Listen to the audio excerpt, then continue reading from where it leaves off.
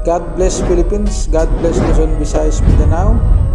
God bless po sa ating mga kababayan, sa ating mga kababayan na nasa ibang bansa na nagtatrabaho. Magandang umaga po sa inyong lahat at nandito yung abang lingkod upang maghatid po ng update dito nga po sa New Manila International Airport na itinatayo po na kasalukuyan sa Bulacan po, no? Bulacan ang lugar na ito. So mga kababayan, mga idol, no, ating silipin kung saan po yung lugar kung saan yung lalapagan ng eroplano, no, yung magiging lapagan ng eroplano na kasalukuyan ginagawa na pa ngayon.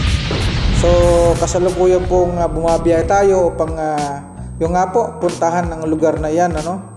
So kita nyo naman mga kababayan yung daanan, no. So halos lahat ng pagitan ng kalsada ay tubig. So hanggang marating natin yung lugar kung saan po nga yung itinatayo na nga po yung ating New Manila International Airport. Siya nga pong pinakamalaki daw, no, na airport dito sa buong Pilipinas, ano. So yung nga po, no, medyo may kasikipan po yung kalsada dahil ginagawa nga po, no, yung mga akses, yung mga kalsada na patungo roon. So yun nga, nakikita nyo naman, no.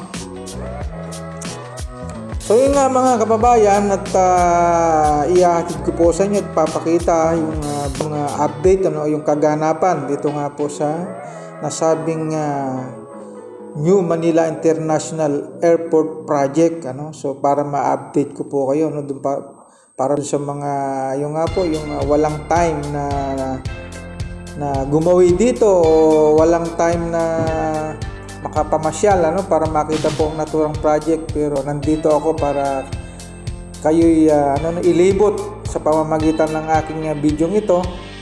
So antabayanan nyo po, no. Subaybayin nyo lang po ang channel ni Joaquin Magaro Jr. po, no, para ma-update ko po kayo sa naturang project. Ito pinaka-exciting project, ano, sa taong ito, no, sa taong kasalukuyan. At sana nga po ay matatapos na, no, para naman medyo ginhawa po ang ating mga paliparan dito sa Pilipinas, no. Kahit saan po, mas maganda po, mas maraming paliparan, ano, para madali pong maka-flight ang ating mga kababayan, lalo na yung mga OFW nating nag-abroad, no. So maging po doon sa mga turista na pumupunta sa Pilipinas para po hindi po magka-traffic po, no, doon sa isang airport lang. Kaya nandito po ang pinakabagong New Manila International Airport. Yung nga po, sige po, patuloy nyo lang po panood. God bless po. Maraming salamat.